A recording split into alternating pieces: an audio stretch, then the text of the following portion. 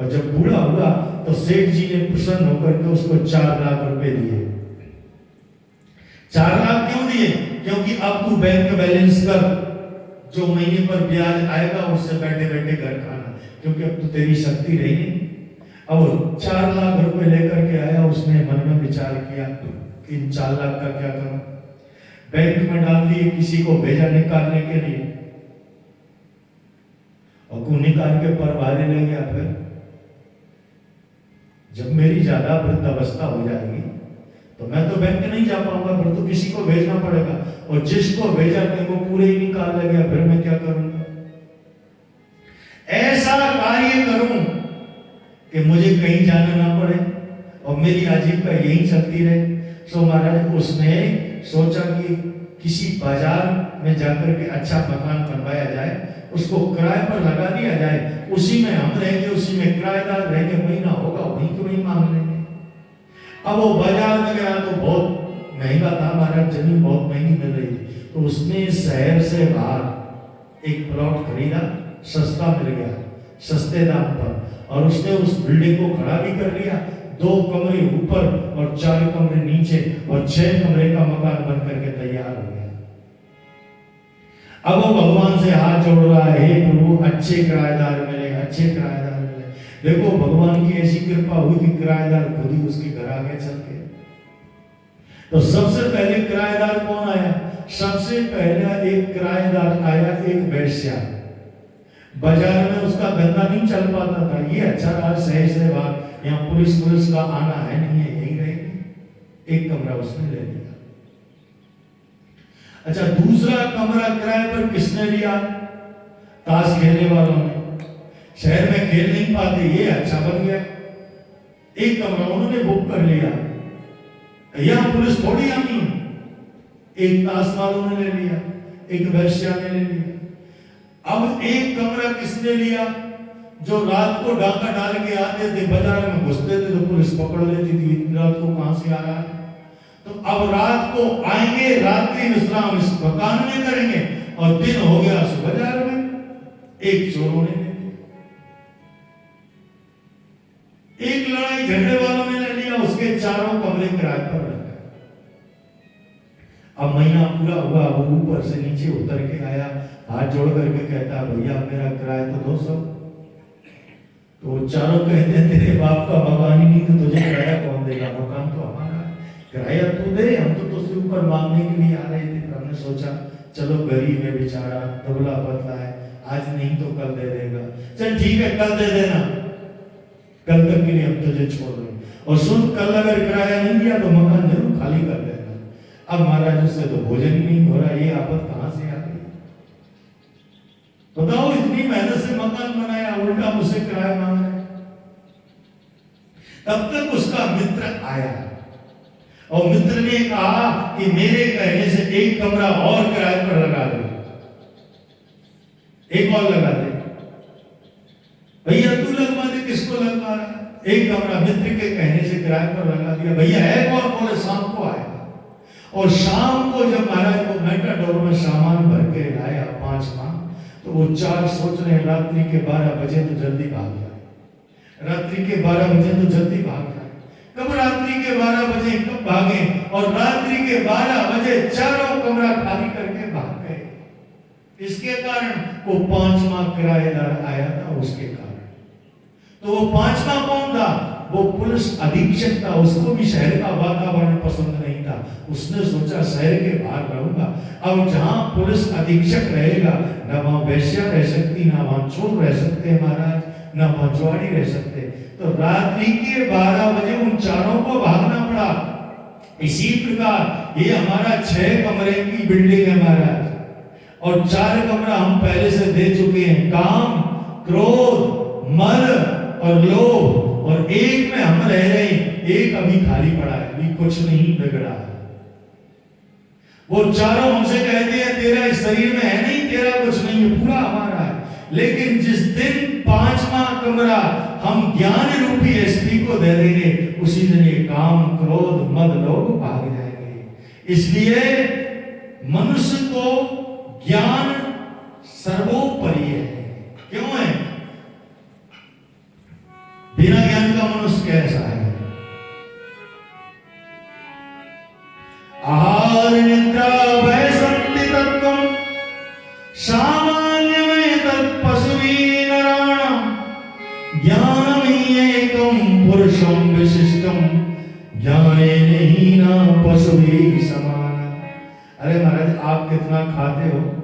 आपसे चौगुना तो पशु खाते हैं, आपसे ज्यादा पानी पीते हैं। जितना जो काम आप करते हो वो सारे काम पशु पक्षी करते हैं।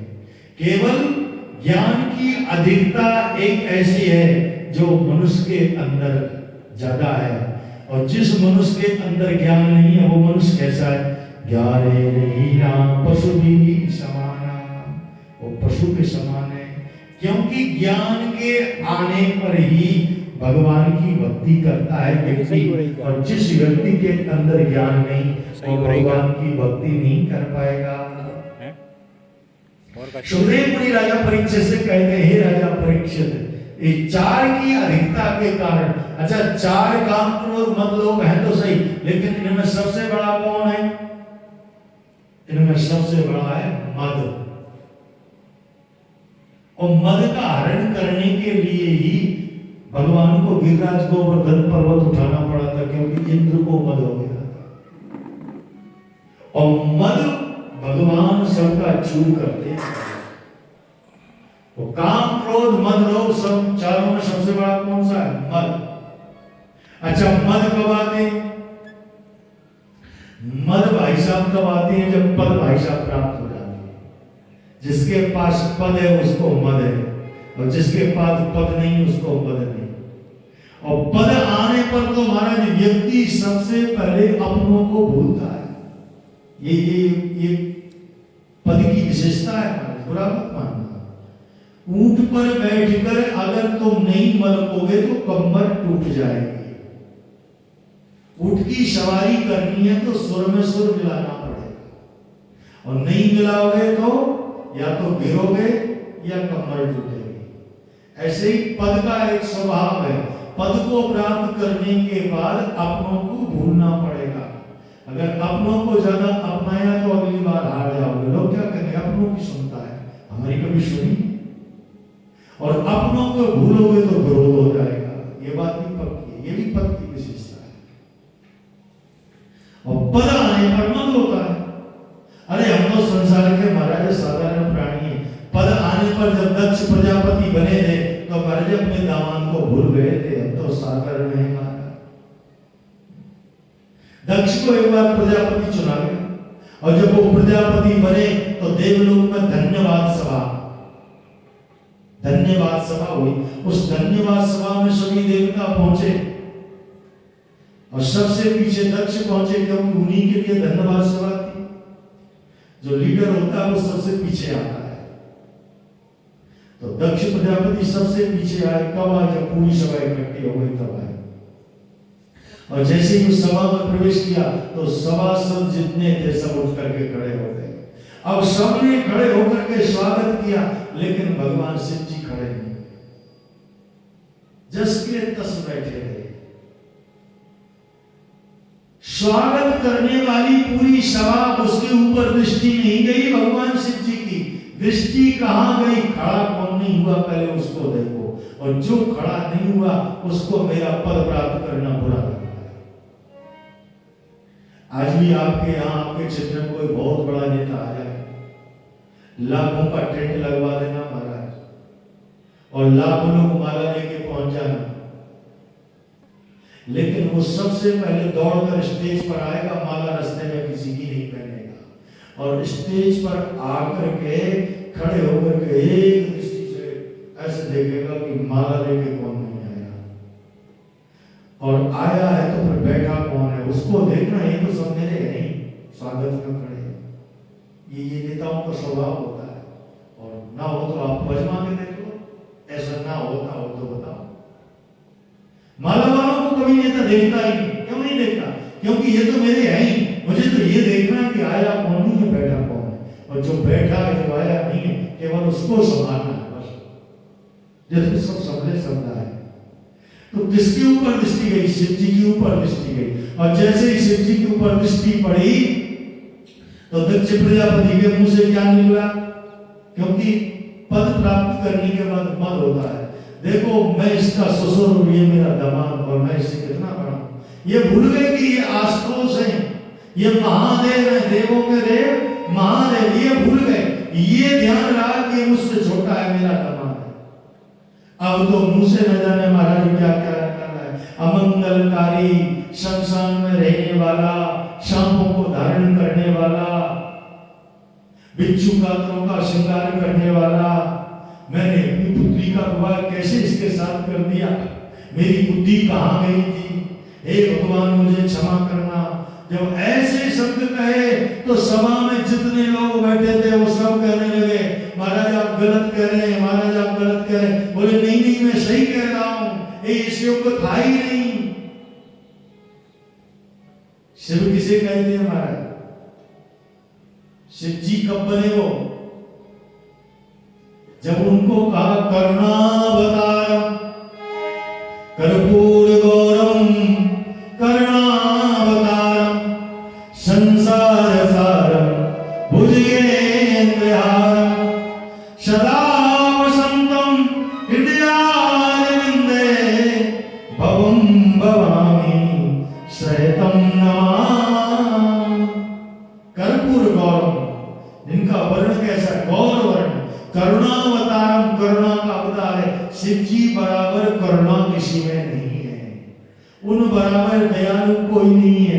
जिसने जो मांगा है सो दिया है। एक प्रकाशुर नाम का राक्षस था, बोले ऐसा कंगन दो महाराज कि हम जिस पहन करके हाथ जिसके ऊपर धर दे वो भस्म हो जाए। शिव जी ने कहा ऐसा कंगन ले ले। अब कंगन उसने हाथ में पहन करके उसने कहा, बोले महाराज ये बताओ ये सही है कि झूठी है?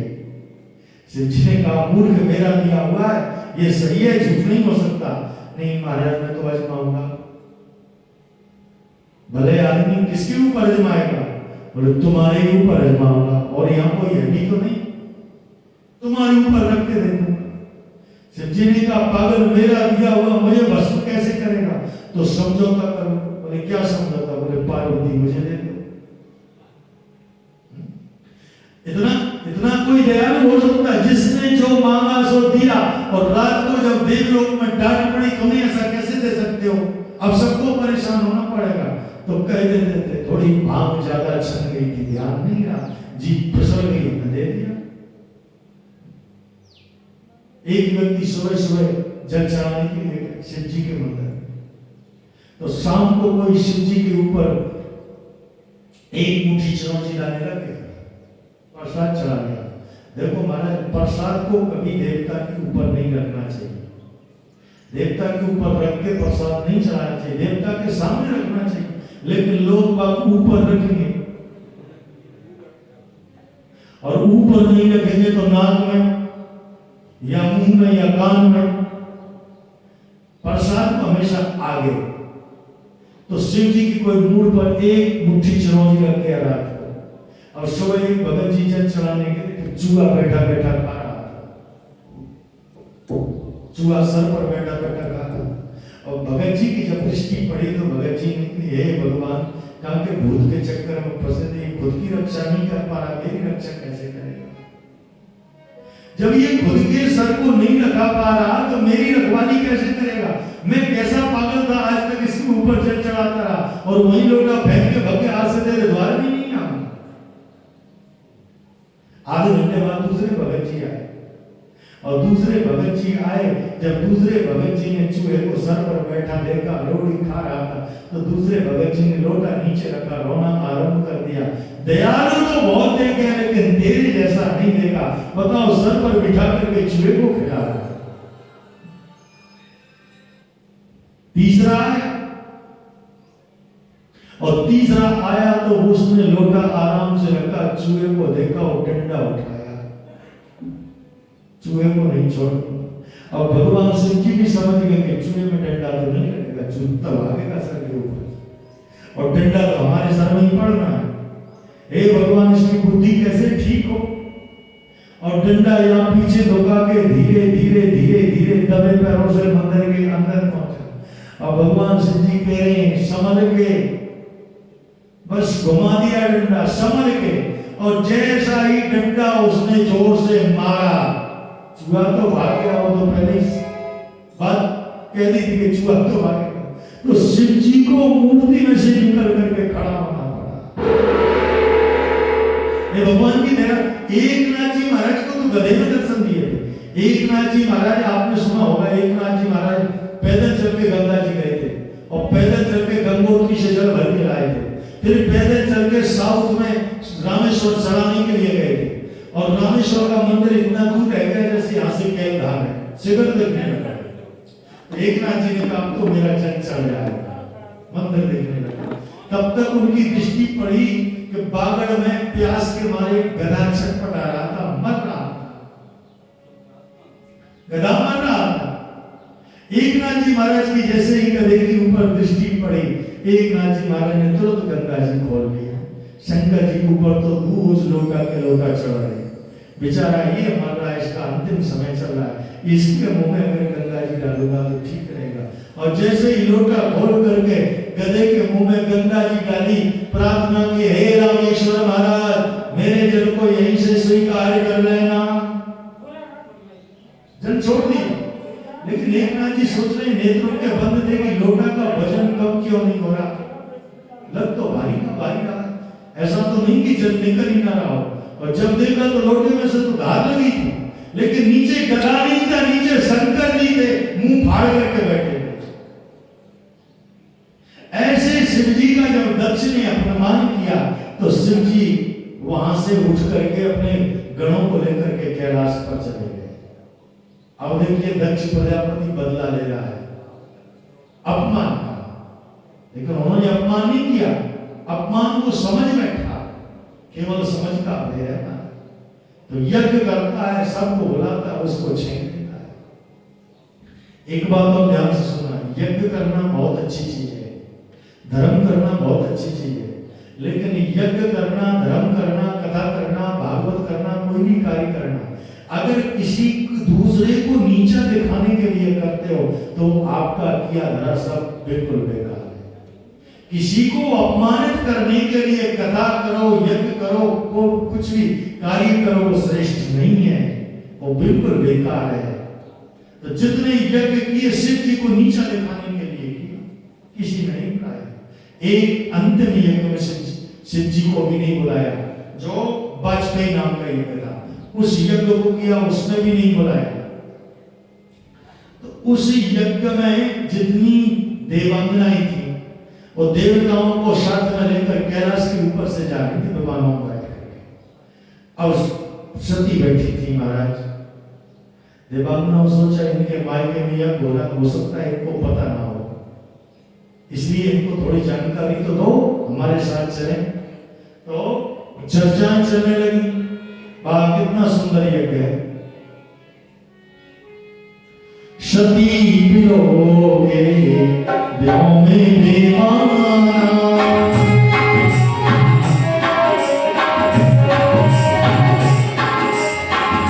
सती बिलोगे व्योम में विमाना,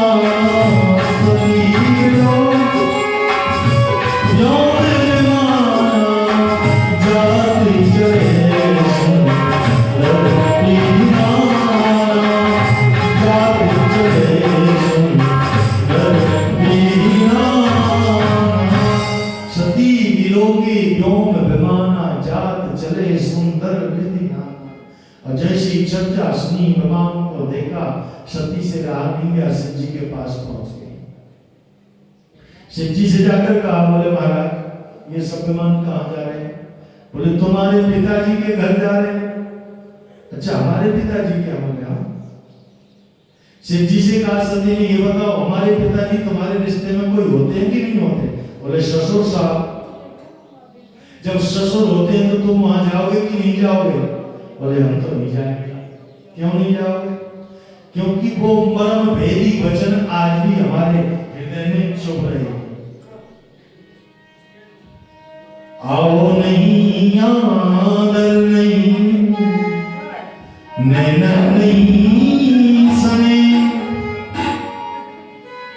तुलसी कहाँ न जाइए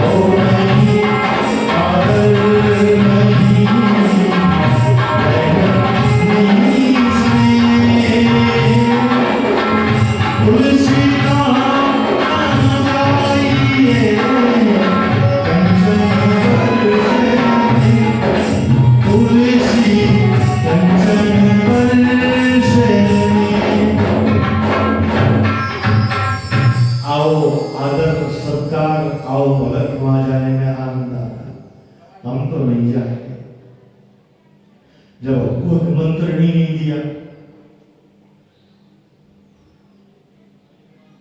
सती ने शिव जी से कहा, महाराज आप नहीं जाएंगे तो फिर मैं नहीं जा पाऊंगा, और अकेली जाऊंगी तो फिर मेरी शोभा नहीं बनेगी, क्योंकि स्त्री की शोभा, नारी की शोभा पुरुष के साथ होती है।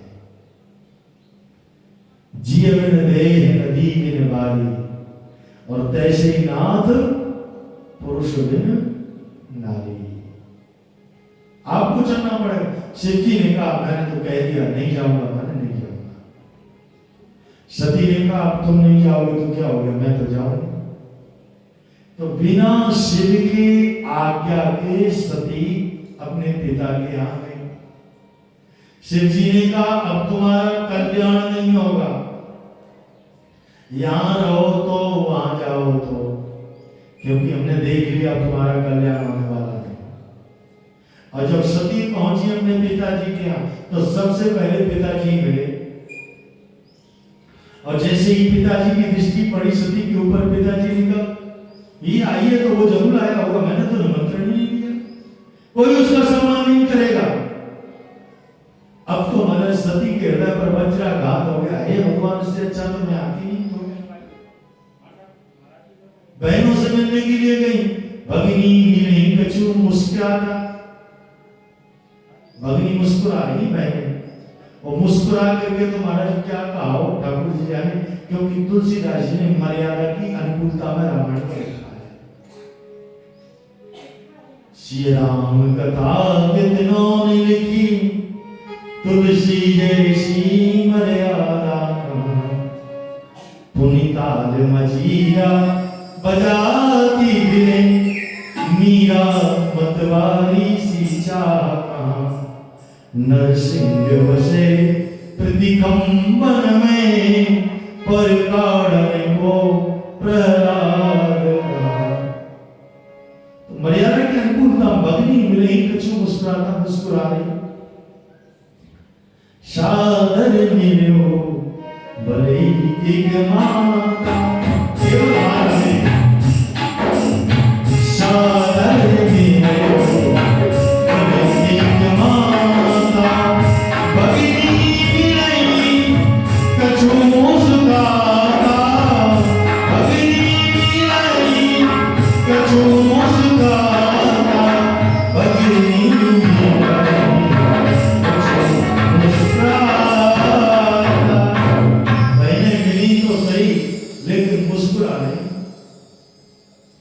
माता से मिलकर के कछु शांति मिली, लेकिन माता भी ज्यादा नहीं मिली। क्यों नहीं मिली? क्योंकि भय दक्ष का है, कहीं उनको पता ना पड़ जाए। तो थोड़ा बहुत मिल करके और दो शब्द कह के माता तुरंत अंदर को भाग गई। क्या? तेरे प्रताप को पूरा संसार जानता है, तू आदि शक्ति है, तू जगदम्बा है, तू पराम्बा है, तू भगवती है, तू वैष्णवी है, तू कात्यायनी है, तू चामुंडा है, तू कुछ भी कर सकती है। लेकिन ख्याल रहे, क्रोध में आकर के तेरे पिता के लिए निर्णय ले तो सोच समझ करके रहना, क्योंकि तेरे पिता के ऊपर अगर कोई संकट आता है तो सबसे पहले तेरी माता को खड़ा होना पड़ेगा, क्योंकि तेरे माता से तेरे पिता का जीवन जुड़ा हुआ है। मैं उनकी पत्नी हूं, मैं तेरी माता हूं। कोई भी संकट आता है तो पत्नी को सामने जाकर के खड़ा होना पड़ता है। इतना कह के वो गई। लेकिन देखिए, जब यज्ञशाला में जाकर के सती ने शिव जी का अपमान देखा, सबका नाम ले लेकर के सबको बुलाया जा रहा है, सब देवताओं का नाम उच्चारण हो रहा है, सब आकर के आहुति ग्रहण करे, शिव जी का नाम नहीं लिया जा रहा था। और जब अपने पति का अपमान देखा तो सती फिर भूल गई मां ने क्या कहा था। उस यज्ञशाला में बैठ करके अपने शरीर में अग्नि को प्रकट कर दिया, और जब शरीर में अग्नि को प्रकट किया और जब शरीर जल करके राख होने लगा, वो तपन, वो वेदना सती से सहन नहीं हुई महाराज। अग्नि की तपन बहुत होती है। आदमी क्रोध में आकर के कर तो कुछ भी नहीं, लेकिन पीछे पछताने के अलावा कुछ नहीं। कई लोगों को हमने देखा है, गुस्से में हम जहर खा के मर जाएंगे, हम जहर खा के मर जाएंगे। लेकिन मैं आपसे सत्य कह रहा हूं, जहर खाया व्यक्ति मैंने देखा है अपनी आंख से, जितनी उसको वेदना होती है, जितनी उसको पीड़ा होती है, उस समय उससे पूछो क्या बीती है, उस समय उस एक ही शब्द कहता है बचा लो, बस बचा लो, केवल बचा लो।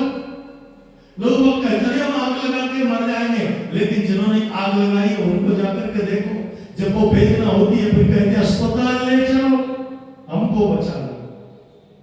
तो सती ने क्रोध में आकर के शरीर में अग्नि को तो प्रकट कर लिया, जब वेदना हुई वो तपन, एक क्रोध की एक अग्नि की, तो अग्नि में बैठा किसको देखा? उस समय सीता जी कहां थी? तुम पावक मऊ करहु निवासा, तुम पावक मऊ करहु निवासा, जब तक करो निशाचर नासा, जब तक करो निशाचर नासा।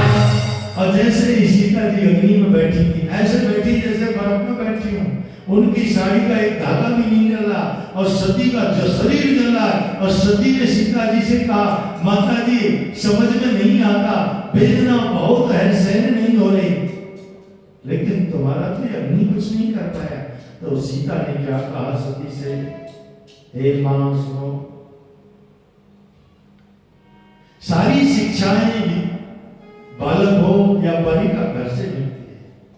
सीता ने क्या कहा, जब जनकपुर से मेरी डोली उठ रही थी, पूरा जनकपुर रो रहा था, पूरा जनकपुर, लेकिन उस क्षण में मेरे पिताजी अपने हृदय को वज्र के समान कठोर करके और डोली में अपनी पाग मेरी गोद में रख करके खड़े होकर के रो रहे थे और कह रहे थे, जनकपुर की लाज तेरे हाथ जा रही है, वहां जाकर के कोई ऐसा कार्य मत करना कि वो चीटे जनकपुर ही पर आकर के पड़े।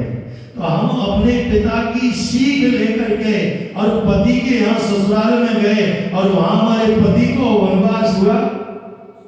सबने कहा, सास ने समझाया, ससुर ने समझाया, मन पड़े तो यहाँ रहना, मन पड़े तो जनकपुर जाना, लेकिन तुम वन में मत जाओ। लेकिन हमने क्या कहा था, जिए मेरे